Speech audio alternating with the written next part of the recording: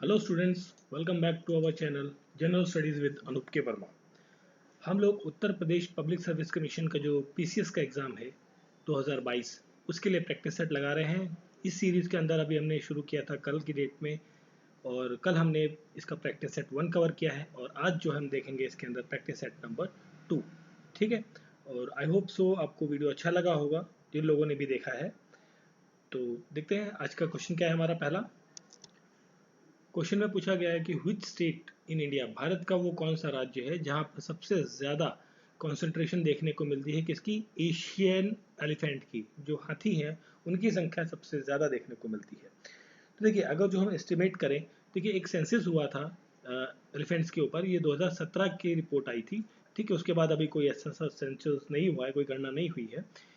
तो अब जो गणना होगी तो उसमें कुछ वेरिएशंस आपको देखने को मिलते हैं, बट हम बात करें 2017 के अकॉर्डिंग जो हमारे पास लेटेस्ट डाटा है, तो इस टाइम पर जो हाथियों की संख्या थी भारत के अंदर वो थी 29964, 29,964। ठीक है, इतनी संख्या थी हाथियों की। अब इस संख्या के अंदर जो है सबसे ज़्यादा हाथी आपको देखने को मिलते हैं कर्नाटक के अंदर।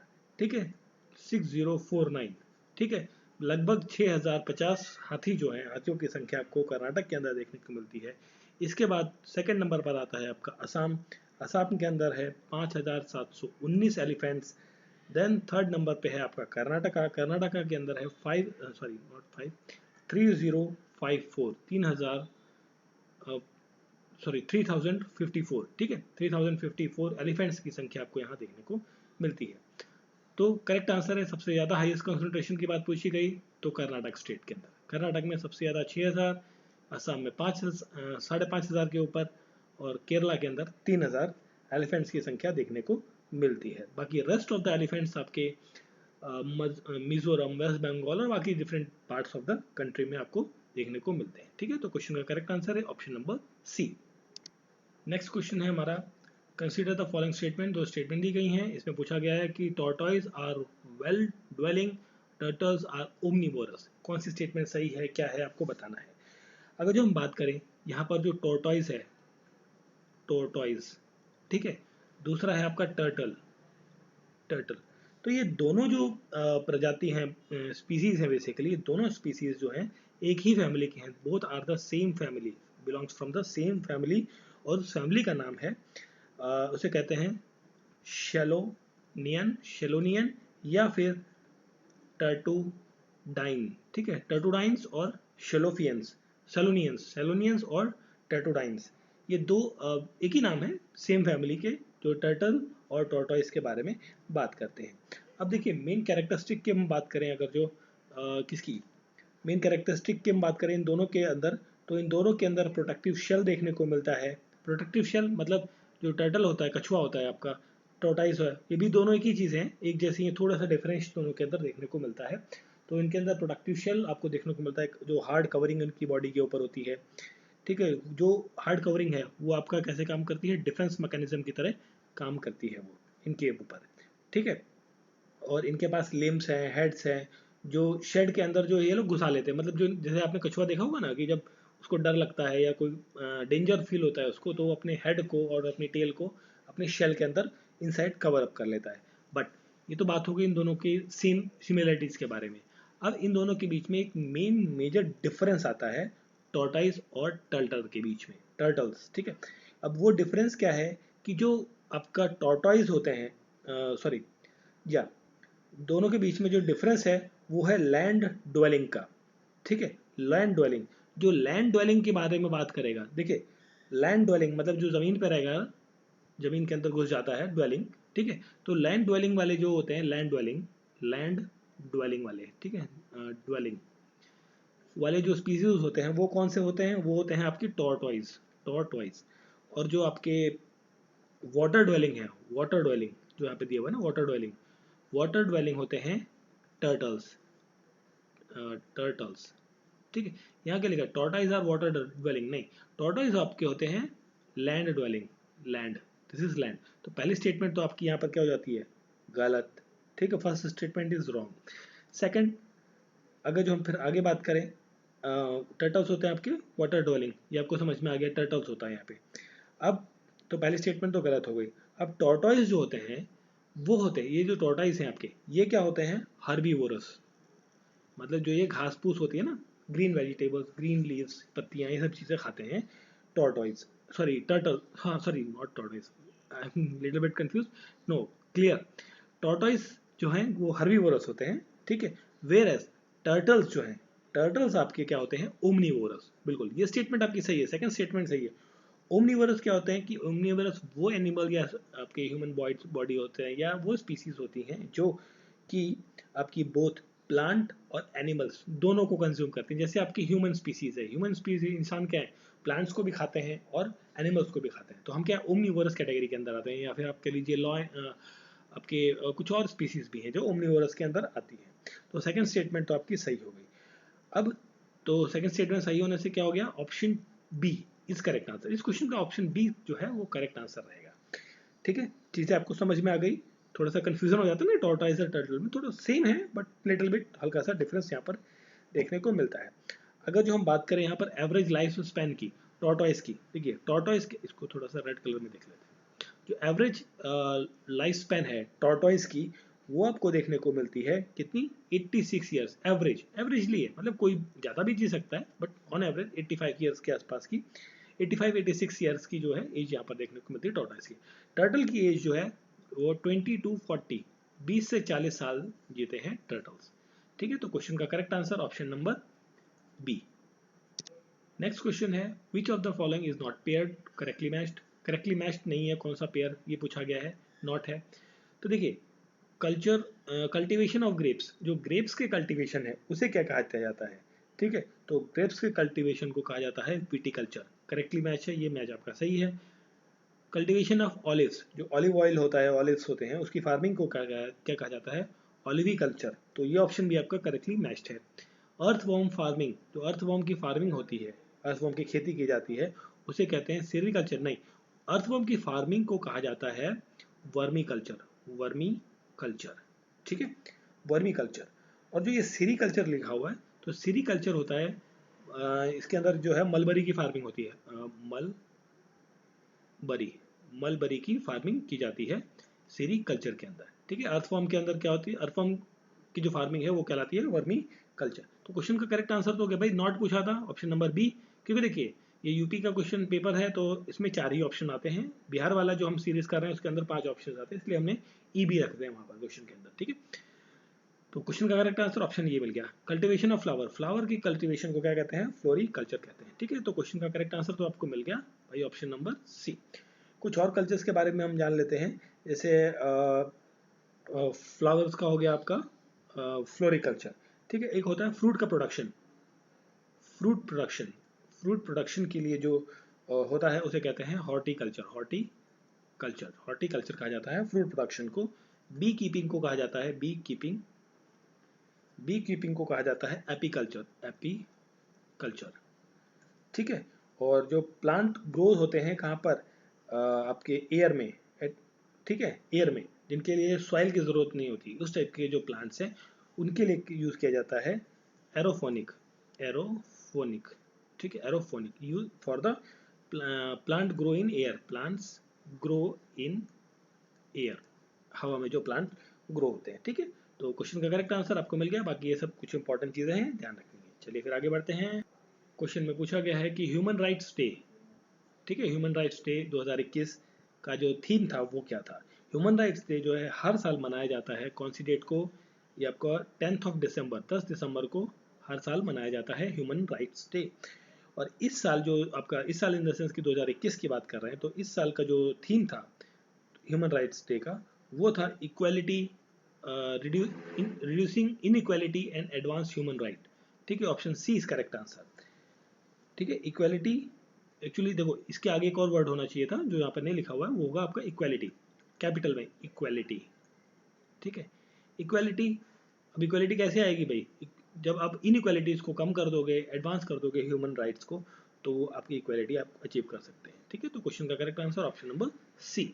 नेक्स्ट क्वेश्चन है किस, जो ये एक कला संस्कृति विकास योजना है, ठीक है, इसको कि फाइनेंशियल असिस्टेंट प्राप्त है, मतलब विच of the following will financially assist, जो कला संस्कृत विकास योजना है इसको फाइनेंशियली सपोर्ट कौन करने वाला है, ये पूछा गया है।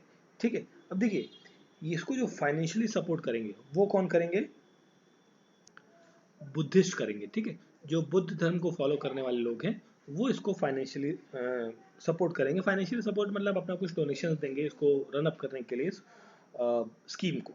ठीक है, और इस स्कीम को लॉन्च किया गया था किसके द्वारा, जो आपके मिनिस्टर ऑफ कल्चर हैं, कल्चर मिनिस्टर हैं जी किशन रेड्डी। ठीक है, इनके द्वारा क्या किया गया था, इनोग्रेट किया गया था इस स्कीम को।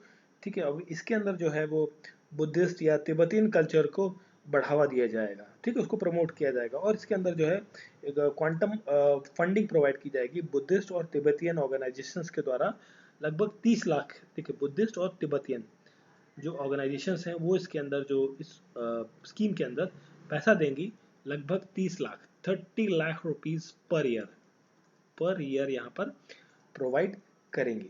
ठीक है, और ये बेसिकली जो इसको शॉर्ट में अगर जो लिखा जाए तो KSVY। ठीक है, KSVY, नो दैट्स KSUY। ठीक है, विकास, हाँ सॉरी VY। ठीक है, तो VY होगा, विकास है ना। ठीक है, तो ये एक अम्ब्रेला प्रोजेक्ट है अंडर द मिनिस्ट्री ऑफ जो कल्चर है, जिसके अंदर आर्ट्स और कल्चर को प्रमोट किया जाता है देश के अंदर। जो आर्ट एंड कल्चर का सेक्टर है उसको प्रमोट करने के लिए एक अम्ब्रेला प्रोजेक्ट के अंदर ये आता है। अम्ब्रेला प्रोजेक्ट क्या होता है, एक बहुत बड़ा प्रोजेक्ट है, उसके अंदर बहुत सारे छोटे छोटे प्रोजेक्ट्स आपको देखने को मिलते हैं। ठीक है, और दूसरा ये तो फंड करेगा बुद्धिस्ट, साथ ही में इस योजना को, ये बेसिकली एक सेंट्रल सेक्टर स्पॉन्सर्ड स्कीम है। ठीक है, केंद्र इसके लिए बेसिकली क्या करेगा, पैसा लगाएगा। Next question, which of the following statement is an are correct regarding national asset reconstruction company limited, NARCL। NARCL का जो हेडक्वार्टर है ये आपको देखने को मिलता है, हेडक्वार्टर मुंबई के अंदर, मुंबई। ठीक है, और इसका बेसिकली पूछा गया था कि कौन सी स्टेटमेंट यहाँ पे सही है। अब देखिए यहाँ पर it is an asset reconstruction company, बिल्कुल ये स्टेटमेंट, देखिए एक मिनट जस्ट मिनट, ये स्टेटमेंट आपकी सही है, फर्स्ट स्टेटमेंट सही है, ये एक रिकंस्ट्रक्शन कंपनी है। ठीक है, और जिसे ओन किया गया किसके द्वारा, गवर्नमेंट ऑफ इंडिया के द्वारा, ये कंप्लीटली ओन्ड है government of India. This is the organization which is completely, जिसे कहते हैं ना आप नवरत्न या महारत्न, उस टाइप की ये ऑर्गेनाइजेशन है, गवर्नमेंट ऑफ इंडिया के द्वारा ये ओन की जाती है। तो दोनों स्टेटमेंट सही हैं, तो क्वेश्चन का करेक्ट आंसर रहेगा option number C, both A and B statement are correct. और इसके बारे में एक और इम्पॉर्टेंट चीज़ आती है, NARCL के जो करंट टाइम पर CEO हैं, चीफ एग्जीक्यूटिव ऑफिसर, वो कौन है, पद्म कुमार। ठीक है, पद्म कुमार जो है यहाँ के कौन है, चीफ एग्जीक्यूटिव ऑफिसर है, और इन्हें डिप्यूटेशन पर अपॉइंट किया गया है किसके द्वारा, SBI के द्वारा। SBI ने इनको डेपुटेशन के बेस पर अपॉइंट किया गया है। Next question, more than half of the breathable oxygen, जो हम सांस लेते हैं ना, ऑक्सीजन, जिस ऑक्सीजन को हम कंज्यूम करते हैं, मतलब सांस लेने के लिए इस्तेमाल करते हैं, उसमें से जो मोर देन हाफ, आधे से ज़्यादा ऑक्सीजन जो है वो हमें कहाँ से मिलती है, बेसिकली ये पूछा गया है यहाँ पर। ठीक है, तो देखिए यहाँ पर कहाँ से आती है दुनिया में। ठीक है, तो ये आती है आपकी ओशन से। ठीक है, ओशन से। क्वेश्चन का करेक्ट आंसर तो हो गया आपका ऑप्शन A, ओशन।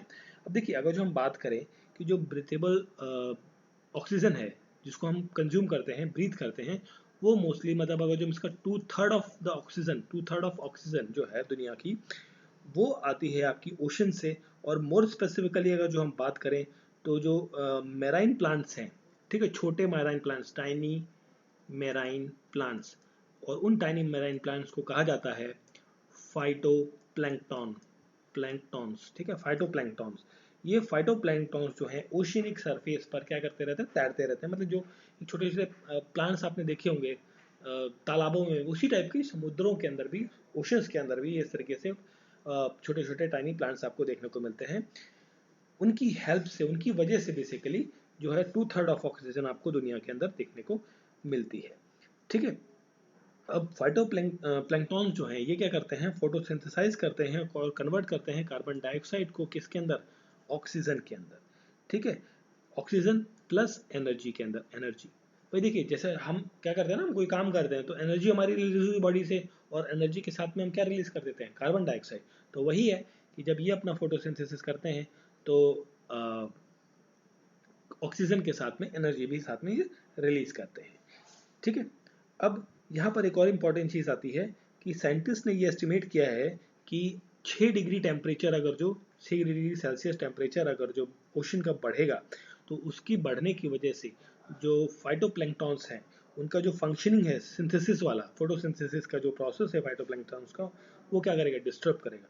तो जब डिस्टर्ब होगा तो जो दुनिया के अंदर जो ऑक्सीजन सप्लाई करने वाला है भाई, उसके अंदर क्या होगी, शॉर्टेज आपको देखने को मिलेगी। ठीक है, ये कब देखने को मिलेगी, जब 6 डिग्री टेम्परेचर सेल्सियस वाटर का बढ़ जाएगा। ठीक है, तो क्वेश्चन का करेक्ट आंसर, आपको सबसे ज़्यादा ऑक्सीजन कहाँ से मिल रही है, ओशन से। ठीक है, नेक्स्ट क्वेश्चन काफ़ी इंपॉर्टेंट क्वेश्चन है। Arrange the following level of sun from the, this is the not the inner, निमर नहीं, दैट इज इनर। ठीक है, innermost to the outermost, अंदर से बाहर की तरफ आपको अरेंज करना है। सन के स्ट्रक्चर के बारे में पूछा गया है यहाँ पर। तो चलिए, अगर जो हम बात करें सन के स्ट्रक्चर में, तो सबसे पहले देखिए, ये जो इंटरनल पार्ट है, ये काला काला मैं बना देता हूँ इसे ब्लैक। एक तो ये लेयर हो गई, दूसरे हम इसे रेड ले लेते हैं, ये एक लेयर हो गई। देन इसे थोड़ा सा येलोइश, नहीं येलो नहीं विजिबल हो रहा है, ग्रीन देखते हैं, ग्रीन कलर का एक लेयर हो गया आपका। ठीक है, और साथ में एक ले लेते हैं हम ब्लू कलर की लेयर। ठीक है, this is the basically layers of the earth, so not earth, that sun. अब यहाँ पर जो इनर पार्ट है, जो अंदर का पार्ट होता है, इसे कहा जाता है core, that is the core. Inner से अंदर से बाहर जा रहे थे ना, अंदर वाले को कहते हैं कोर। ठीक है, अब कोर के अंदर जो है न्यूक्लियर फर्नेस आपको देखने को मिलती है, बहुत ज़्यादा एनर्जी होती है यहाँ पर, 10 मिलियन डिग्री सेल्सियस का आपको तापमान यहाँ पर देखने को मिलता है। ठीक है, अब इसके बाद अगर जो ऊपर की लेयर है, इसके बाद ये आपकी वन लेयर हो गई। सेकंड लेयर की हम बात करें तो ये जो रेड कलर से आपको दिख रहा है, इस लेयर को कहते हैं फोटोस्फेयर। ठीक है, दैट इज कॉल्ड फोटोस्फेयर। ठीक है, फोटोस्फेयर। अब फोटोस्फेयर जो है अपर लेयर है, जो हमें विजिबल होती है कई बार बाहर से। ठीक है, इसके अंदर जो है रेज जो है वो रेडिएट करती हैं उसके सरफेस से, और डायमीटर जो है सन का इसी के थ्रू डिटरमाइन किया जाता है। ठीक है, डायमीटर जो है सन का वो इसी के थ्रू डिटरमाइन किया जाता है। बाकी क्या उससे ऊपर की जो लेयर्स हैं वो क्या गैसियस फॉर्म में है, सॉलिड थोड़ा सा, ये यहाँ पर फोटोस्फेयर आपको देखने को मिलता है। सेकंड लेयर है आपकी, this is second layer. Third layer की हम बात करें, जो ग्रीन कलर से आपको दिख रहा है, this is called chromosphere. Chromosphere. ठीक है, तो जो क्रोमोस्फेयर है ये उसके ऊपर की लेयर है। इसके अंदर आपको मेनली जो है हाइड्रोजन गैस आपको देखने को मिलती है। ठीक है, जो ब्राइटिश पिंक ग्लो आपको नजर आता है। सबसे ऊपर की जो लेयर है आपकी टॉप लेयर को कहते हैं कोरोना। ये वो वाला कोरोना नहीं है जो कोरोना वायरस आपका कोविड-19 कोरोना वायरस है, दैट इज कोरोना। ठीक है, दिस इज कोरोना। कोरोना जो है एक बेसिकली सबसे ऊपरी लेयर है, बेसिकली एटमॉस्फेयर है। जैसे हमारे अर्थ के ऊपर क्या एटमॉस्फेयर है ना, सरफेस पे, तो वही है सन का एटमॉस्फेयर, उसे कहते हैं कोरोना। ठीक है, अब इस कोरोना को हम जब सोलर इक्लिप्स का टाइम होता है ना, सोलर इक्लिप्स, सूर्य ग्रहण का जो टाइम पीरियड होता है, उस टाइम पर हम इस कोरोना को देख सकते हैं, विजिबल हमें होता है यहाँ पर। ठीक है, अब क्वेश्चन में पूछा गया था अंदर से बाहर, तो देखिए सबसे पहले कौन है भाई, कोरोना है, कोर है। सबसे पहले पे आता है थर्ड नंबर 3। 3 के बाद आएगा आपका फिर आएगा आपका 3 के बाद फोटोस्फेयर। फोटोस्फेयर मैट्स 2, दैट्स 2। देन हमारा है chromosphere, that's 1, here is 1। Then last में कोरोना आता है, दैट्स 4। तो 3 2 1 4, देखिए कहाँ पर है भाई, 3 2 1 4, option C is correct answer. आपको करेक्ट आंसर मिल रहा, आपको आंसर ढूंढना था ना, करेक्ट आंसर मिल गया है। ये आपको डायग्राम ध्यान रखनी है क्या चीज़ है। ठीक है, चलिए फिर हम बात कर लेते हैं। एक क्वेश्चन है, कॉफ़ी रिसर्च इंस्टीट्यूट, देखिए कॉफ़ी की बात कर रहे हैं तो भाई कॉफ़ी है तो कहाँ पर होगी, कॉफ़ी रिसर्च इंस्टीट्यूट आपका होगा कहाँ पर, चिकमंगलुर। चिकमंगलुर कहाँ पर है, कर्नाटक के अंदर। सबसे ज़्यादा फेमस जो है दुनिया में कॉफ़ी, इंडिया में हम बात करें स्पेशली, तो इंडिया के अंदर सबसे ज़्यादा कॉफ़ी प्रोडक्शन आपका कर्नाटक रीजन के अंदर देखने को मिलता है। जो नीलगिरी हिल्स है आपका नीचे का कॉर्नर एरिया, तमिलनाडु, केरला, कर्नाटक, इन सभी एरियाज में आपको कॉफ़ी का अच्छा प्रोडक्शन देखने को मिलता है। इसका रिसर्च इंस्टीट्यूट जो है वो आपका चिकमंगलुर डिस्ट्रिक्ट कर्नाटक के अंदर है। ठीक है, अब बात करें अगर जो हम कुछ और इंस्टीट्यूट्स के बारे में, जैसे कि हम बात करें अगर जो कॉफ़ी तो हो गया, कॉफ़ी के बाद आपका है नेशनल इंस्टीट्यूट ऑफ जो है हाइड्रोलॉजी, ठीक है, जिसे कहते हैं नेशनल इंस्टीट्यूट ऑफ हाइड्रोलॉजी। ये आपका कहाँ पर है, रुड़की के अंदर है, रुड़की, ठीक है। फिर एक दूसरा है आपका sugar cane breeding institute, sugar cane breeding institute जो है वो आपका देखने को मिलता है कोयम्बटूर के अंदर, कोयम्बटूर के अंदर, ठीक है, शुगर केन। अब ये तो ब्रीडिंग इंस्टीट्यूट हो गया। शुगर केन से एक और रिलेटेड है national institute of sugar cane. National institute of sugar cane जो है आपको ये देखने को मिलता है कहाँ पर, लखनऊ के अंदर, उत्तर प्रदेश में लखनऊ में, ठीक है।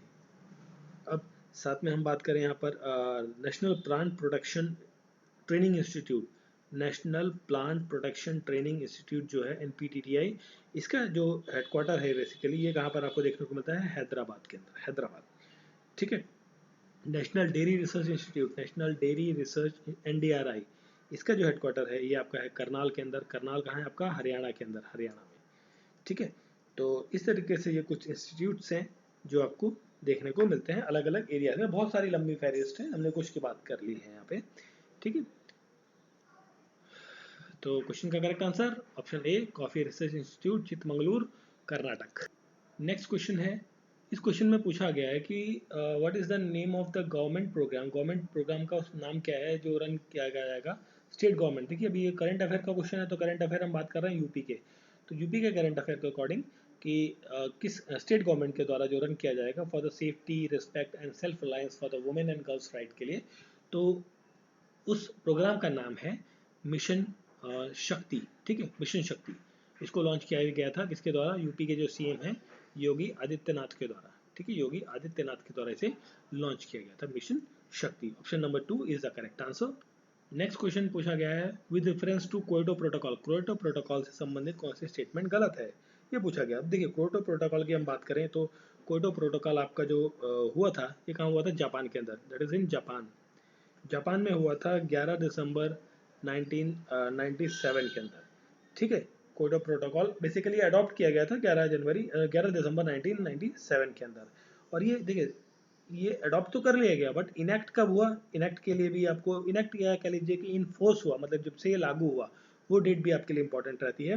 वो है ये इनफोर्स हुआ जब ये लागू हुआ, ये थी डेट आपकी 16 फरवरी 2005। देखिए 7 में 97 में बन गया, 2005 मतलब 8 साल लग गए इसे लागू होने में, लगभग 7-8 साल का टाइम लग गया इसमें, ठीक है। ओके, इसमें पूछा है नॉट करेक्ट है, कोड ऑफ प्रोटोकॉल से स्टेटमेंट नॉट करेक्ट है, गलत है, ठीक। चलिए अब देखिए एंटर इनटू फोर्स में आपको देखिए इस दो लाइनों के जो हमने बात करी, कब अडॉप्ट किया गया और कब इन्फोर्स हुआ, इतने में ही आपको आंसर मिल गया है। 4 ऑप्शन है, चारों में से देखिए इसमें बोला 2002 के अंदर लागू हुआ, नहीं भाई 2005 में हुआ था, 2002 में कहाँ हुआ है, 2005 के अंदर हुआ है, ठीक है। तो ये स्टेटमेंट तो आपकी गलत हो गई, तो यही पूछा गया था नॉट कौन सी है, तो करेक्ट आंसर तो मिल गया आपको ऑप्शन नंबर बी का। चलिए और भी हम बात कर लेते हैं क्योटो प्रोटोकॉल के बारे में। इसके अंदर जो है करंटली अगर जो हम प्रेजेंट टाइम पे बात करें तो 192 पार्टीज जो है वो क्योटो प्रोटोकॉल के अंदर आती है। देखिए यहाँ पे लिखा है ना 192 parties to the Kyoto protocol, ये स्टेटमेंट भी आपकी थर्ड सही है। फिर क्योटो प्रोटोकॉल जो है ये सेट किया गया, एक बाइंडिंग किया गया, मतलब बाध्य किया गया कि जो इमिशन है, ठीक है, जो मतलब हार्मफुल गैसेस का या जो पॉल्यूटेंट है उनका जो इमिशन है 37 कंट्रीज के अंदर, जो 37 इंडस्ट्रियलाइज्ड कंट्रीज थी जिसके अंदर फैक्ट्रीज बहुत सारी थी, उनको ये बाइंड किया गया कि वो रिडक्शन जो पॉल्यूशन है वहाँ पे उसको रिड्यूस करें, ठीक है, ताकि इकोनॉमिकल ट्रांजिशन जो है यूरोपियन यूनियन के अंदर देखने को मिल सके, ठीक है। ये ओनली बाइंड करता था डेवलप्ड कंट्रीज के साथ में, ठीक है, क्योंकि देखिए इसके अंदर बहुत सारे इफ एंड बट्स थे, तो जो डेवलपिंग कंट्रीज हैं या ग्रो कर रही हैं उनके लिए थोड़ा सा कॉम्प्लिकेटेड चीज़ थी, ठीक है। और क्योटो प्रोटोकॉल जो है ये एक फ्लेक्सिबल मार्केट मैकेनिज्म है, ठीक है, this is a flexible market mechanism, तो यहाँ पे लिखा हो ना मार्केट मैकेनिज्म है जो कि ट्रेड ऑफ इमिशन के बारे में बात करता है। तो ये स्टेटमेंट भी आपकी सही होगी। देखिए 2 स्टेटमेंट आपको मिल गई, इसका बाइंडिंग करता था रिडक्शन टारगेट इंडस्ट्रियल, इसके बारे में भी हमने डिस्कस कर लिया, तो ये 3 चीज़ें तो सही हो गई, चौथी चीज़ आपकी जो थी option number B, this is wrong. और अगर जो हम बात करें इंडिया की, India is also a member of Kyoto protocol, ठीक है, इसका मेंबर है इंडिया भी, ठीक है। तो क्वेश्चन का correct answer option number B. आगे चलते हैं, नेक्स्ट क्वेश्चन है which of the following scheme offers a conditional cash transfer to ensure social security to a girl child and her development। उसके डेवलपमेंट के लिए एक conditional scheme, basically conditional money transfer की scheme है। उस scheme का नाम क्या है? उस स्कीम का नाम है आपका मुख्यमंत्री कन्या सुमंगलम योजना। ठीक है, मुख्यमंत्री कन्या सुमंगल योजना, option number 4 is the correct answer. Next question है, अगस्त 2021 के अंदर 21 तारीख में जो उत्तर प्रदेश के फॉर्मर सीएम रहे कल्याण सिंह, ठीक है, जिनका निधन हो गया 89 ईयर की एज में, ये जब इनका निधन हुआ तो उस टाइम पर 21 राज्य के गवर्नर थे। तो ये गवर्नर थे, देखिए इससे पहले 2021 में जब इनका निधन हुआ तो ये थे पहले, बेसिकली अगर जो हम बात करें तो राजस्थान के गवर्नर।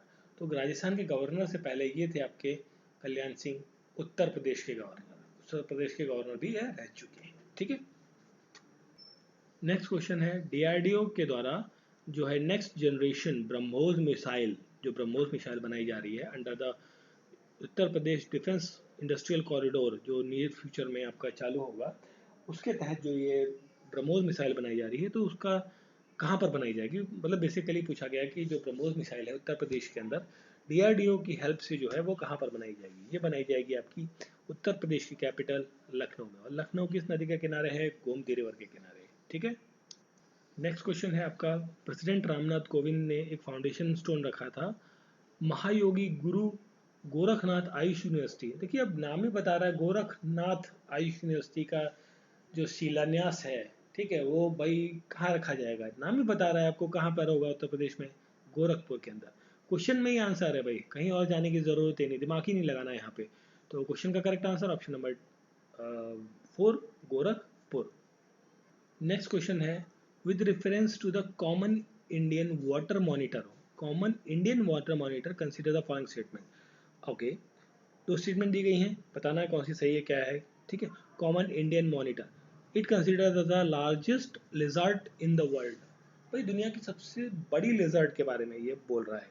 नहीं, जो इंडियन वाटर मॉनिटर है, ठीक है, देखिए एक्चुअली जो लिजर्ड मॉनिटर आपने सुना होगा, बड़ी सी छिपकली, ठीक है, जो आपने अगर जो खतरों का खिलाड़ी आपने शो देखा होगा तो वहाँ पर मॉनिटर लिजर्ड आपने जरूर देखी होगी। बड़ी सी छिपकली होती है, मतलब 1.5-2 फीट के आसपास की, ठीक है, काफ़ी वेट भी होता है उसका। तो उसके बारे में बात कर रहा है। तो इंडियन वाटर मॉनिटर जो है, मॉनिटर लिजर्ड जो है सबसे बड़ी है दुनिया में? नहीं, इंडिया की जो वाटर मॉनिटर लिजर्ड है, this in the second number, first number पर नहीं है। तो ये स्टेटमेंट तो आपकी गलत हो गई भाई, सब दुनिया में सबसे बड़ी तो नहीं है, this is on second number.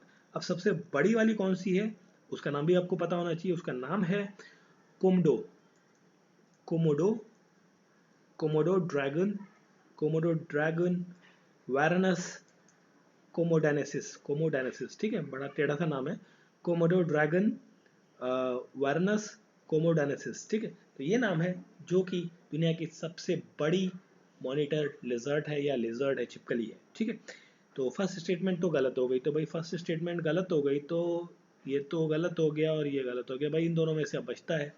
ठीक, सेकंड लिखा हुआ है, हाथी जोड़ी tradition is associated with poaching and illegal trade.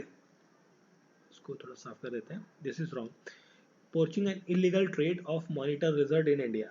अब देखिए यहाँ पर जो मॉनिटर लिजर्ड है, एक सुपरविजन होता है इसके अंदर, ठीक है, जो मतलब सुपरविजन का मतलब ये एक लंबी दूरी की जो चीज़ है उसको भी इजीली विजिबल कर सकती है, उसको देख सकती है, ये खूबी होती है।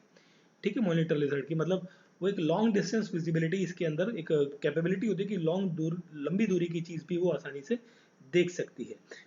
ठीक है, और जो मॉनिटर लेजर्ड है वो एक एग अंडा देती है, अपनी जो लाइफ टाइम है, लाइफ साइकिल है, उसके अंदर लगभग 30 अंडे देती, 30 एग्स पूरे टाइम पीरियड के अराउंड जो है।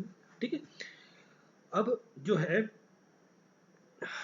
क्वेश्चन पूछा गया था कि जो हाथी जोड़ा आपका हाथी जोड़ी जो ट्रेडिशन है एसोसिएटेड है, ठीक है, जो हाथी जोड़ी ट्रेडिशन है, ये एक हाथी जोड़ी जो पार्ट है बेसिकली इसके अंदर जो ये चीज़ है, ये आपकी मेडिसिनल वैल्यू है इसकी बहुत ज़्यादा, मेडिसिनल वैल्यूज इसकी काफ़ी ज़्यादा है, जिसकी वजह से ये इंडिया के अंदर आपका पोचिंग और इलीगल ट्रेड मतलब जो था ना स्मगलिंग करना है ना, तो उसके लिए काफ़ी ज़्यादा होता है इसके अंदर, ठीक है। तो सेकंड स्टेटमेंट आपकी करेक्ट बनती है, ठीक है।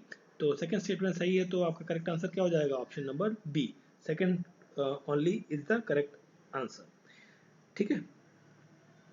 और इसके अंदर जो मेल होता है ना मॉनिटर रिजल्ट के अंदर, जो मेल पार्ट होता है या मेल जो होता है मॉनिटर रिजल्ट में, उसे कहते हैं हेमी हेमीपीन्स, ठीक है। नेक्स्ट क्वेश्चन है आपका, coral reefs are not found in which of the following region. Coral reefs आपको कौन से एरियाज में देखने को नहीं मिलते, ठीक है। बहुत सिंपल क्वेश्चन है। कोरल रीफ्स की हम बात करें अगर जो, तो ये आपको देखने को नहीं मिलते हैं कहाँ पर, गल्फ ऑफ कॉम्बे में, गल्फ ऑफ कॉम्बे, गल्फ ऑफ कॉम्बे में आपको क्या नहीं देखने को मिलते हैं, कोरल रीफ्स। बाकी gulf of Mannar, gulf of Kutch और लक्षद्वीप आइलैंड्स के अंदर ये आपको देखने को मिलते हैं। तो option D is the correct answer, Gulf of Cambay. Next question है आपका, इसमें पूछा गया which of the following characteristics are attributed to the, ये है आपका डेजर्ट, डेजर्ट बायोम, ठीक है भाई। डेजर्ट बायोम के लिए कौन से कैरेक्टरिस्टिक्स हैं उसके बारे में बताया गया है। तो पहली स्टेटमेंट है less than 25 centimetre of annual rainfall, ठीक है। अब डेजर्ट तो वही होगा ना जहाँ पर रेनफॉल कम होगी, बिल्कुल ये स्टेटमेंट आपकी बिल्कुल सही है कि 25 सेंटीमीटर से ज़्यादा, इससे कम जो है रेनफॉल आपको देखने को मिले पूरे साल के अंदर, ठीक है, वो आपका कहलाता है डेजर्ट बायोम। तो फर्स्ट स्टेटमेंट तो सही है। फिर आपकी सेकंड स्टेटमेंट है कि लीव्स आर सकुलेंट, ठीक है, लीव्स आर सकुलेंट के बारे में बात कर रहा है। तो यहाँ पर हम बात करें कि जो डेजर्ट प्लांट है ये एक्चुअली क्या होते हैं कि हॉट और ड्राई कंडीशन के अंदर यहाँ पर देखने को मिलते हैं, ठीक है। डेजर्ट प्लांट जो है आपके desert plants, these are grow in the hot and dry region, ठीक है, hot and dry not region in the condition, basically condition में ये ग्रो करते हैं। और इसके लिए कुछ फॉलोइंग मेथड है कंजर्वेशन के, जैसे ये मोस्टली क्या होते हैं, शर्ब्स होते हैं, लीव्स आर एब्सेंट, लीव्स होती ही नहीं है इसके अंदर, लीव्स होती ही नहीं है, और होती भी है तो बहुत छोटी साइज रिड्यूस हो जाती है अपने साइड्स के अंदर। लीव्स और स्टम्स जो है वो सकुलेंट होते हैं, वाटर स्टोरिंग कैपेसिटी होती है इनके अंदर, ठीक है, कि वाटर को अपने अंदर स्टोर कर सकें। तो क्वेश्चन में पूछा गया था सकुलेंट होते हैं, बिल्कुल सकुलेंट मतलब संकुचित करके रखना अपने अंदर, पानी को क्या है स्टोर करके रखा, बाहर वो फैलाने मतलब इवोपरेट ना करे, वो संभाल के रखे अपने पास में, ठीक है। और सम प्लांट्स के अंदर जो स्टेम है, स्टेम के अंदर जो है क्लोरोफिल प्रेजेंट होता है, और क्लोरोफिल किसके लिए इस्तेमाल होता है आपका, फोटोसिंथेसिस के लिए, ठीक है। तो सेकंड स्टेटमेंट भी सही होगी, फर्स्ट स्टेटमेंट भी सही होगी। Root system is not well developed. अब ये जो रूट सिस्टम है ये एक्चुअली नॉट लिखा हुआ है ना, यहाँ पे नॉट ना होता तो ये स्टेटमेंट सही हो जाता, बट रूट सिस्टम यहाँ पर क्या होती है, वेल डेवलप्ड होती है और स्प्रेड होती है बड़े एरिया पर। देखिए अभी क्या है ना, जो प्लांट है उसको, जो आपका ये अर्थ सरफेस है यहाँ पर एक कोई प्लांट है, ट्री है, तो पानी अगर जो नीचे ही है तो ये तो रूट इसकी थोड़ी सी बड़ी रहेगी। जब यहाँ पर पानी नहीं है तो अपनी जड़ों को वो दूर तक फैलाएगा, स्प्रेड करेगा बहुत ज़्यादा एरिया तक, ऊपर भले ही छोटा दिखे बट उसकी जड़ें वो है लंबी आपको फैल जाती है, ठीक है। तो वेल डेवलप्ड होती है रूट सिस्टम, ना कि शॉर्ट होती है। तो ये स्टेटमेंट तो गलत हो जाती है। करेक्ट आंसर क्या बनता है, option A, 1 and 2 statements are only correct, ठीक है, option number A is correct answer. Next question है which of the following, which word of the following chosen as the, 2021 के अंदर वर्ड ऑफ द ईयर किसे choose किया गया, किसके द्वारा, मेरियम वेबस्टर के द्वारा। मेरियम वेबस्टर बेसिकली एक अमेरिका की एक डिक्शनरी बनाने वाली कंपनी है, पब्लिशर है, बेसिकली मेरियम वेबस्टर पब्लिशर है। तो इसने किस वर्ड को 2021 का word of the year declare किया, वो वर्ड है आपका वैक्सीन। वैक्सीन जो है सबसे ज़्यादा 2021 के अंदर वैक्सीन वर्ड सबसे ज़्यादा इस्तेमाल किया गया, सबसे ज़्यादा लोगों ने इस वर्ड को बोला है, इस्तेमाल किया है, लिखा है, सर्च किया है, फाइंड किया है, बहुत सारी चीज़ें की गई, ठीक है। नेक्स्ट क्वेश्चन है humanitarian trust fund, humanitarian trust fund जो है ये ऐड किया गया है to grow the economic crisis in the Afghanistan. Afghanistan देखिए आपको पता है कि पिछले साल मतलब पिछले साल आई थिंक कुछ दिन पहले ही जो अमेरिकन सेना थी, अमेरिकी सेना, वो अफगानिस्तान से हट गई। अमेरिका में जो रूल था गवर्नमेंट का जो चल रहा था वो ख़त्म हो गया, वहाँ पर अब तालिबान का कब्जा है, उनका रूल चल रहा है। तो अब कुल मिला के अफगानिस्तान की हालत जो है वो बहुत ज़्यादा ख़राब है। तो इसके लिए एक ह्यूमैनिटेरियन मतलब एक इंसानी तौर पर एक ट्रस्ट बनाया गया, ठीक है, ताकि जो इकोनॉमिक क्राइसिस अफगानिस्तान के अंदर देखी जा रही है उनकी मदद की जा सके, वो ग्रो कर सके, अपना स्टेबलाइज कर सके अपने आप को। तो इसके लिए एक मीटिंग होती है जिसके अंदर फॉरेन मिनिस्टर्स रहते हैं। कौन? फॉरेन मिनिस्टर्स रहते हैं। कहाँ से? OIC के। OIC क्या है? Organisation of Islamic corporation. OIC के जो जितने मेंबर्स हैं उनके फॉरेन मिनिस्टर्स रहते हैं, उन लोगों ने ये मिलकर ये ट्रस्ट खोला जो कि अफगानिस्तान की हेल्प करेगा। ठीक है, अब ट्रस्ट तो खोला, अब इसके लिए एक बैंक बनाया गया। उस बैंक का नाम पूछा है कुल मिला के, सेटअप अंडर द बैंक। किस बैंक के अंदर ये ट्रस्ट खोला गया है? वो बैंक है आपकी Islamic development bank. Option A is correct answer, Islamic development bank, जिसके अंतर्गत ये ह्यूमैनिटेरियन ट्रस्ट फंड खोला गया, जिसमें ऑर्गेनाइजेशन ऑफ इस्लामिक कॉरपोरेशन के जितने भी मेंबर्स हैं उसके अंदर जो फाइनेंस मिनिस्टर उन्होंने इस मीटिंग में पार्ट लिया। अब अगर जो हम बात करें इस्लामिक डेवलपमेंट बैंक की, तो इसके जो हेडक्वार्टर्स हैं वो कहाँ पर आपको देखने को मिलते हैं? ये देखने को मिलते हैं जॉर्डन के अंदर, जॉर्डन। ठीक है, तो option A is the correct answer. तो ये थे कुछ क्वेश्चंस आपके पार्ट 2 या सेट 2 के। ठीक है, जो हमने बात कर रहे हैं यूपी पीसीएस के जो पीएससी का एग्ज़ाम है आपका 12 जून को है ना, 12 जून 12th ऑफ जून को, उसके लिए हम प्रैक्टिस सेट कर रहे हैं। तो आई होप सो आपको वीडियो अच्छा लग रहा होगा। तो लाइक, सब्सक्राइब और बेल आइकन ज़रूर प्रेस करें और अपने फ्रेंड्स और जो भी लोग प्रिपरेशन कर रहे हैं उनको सर्कुलेट करें। मिलते हैं नेक्स्ट वीडियो में। Thank you for watching.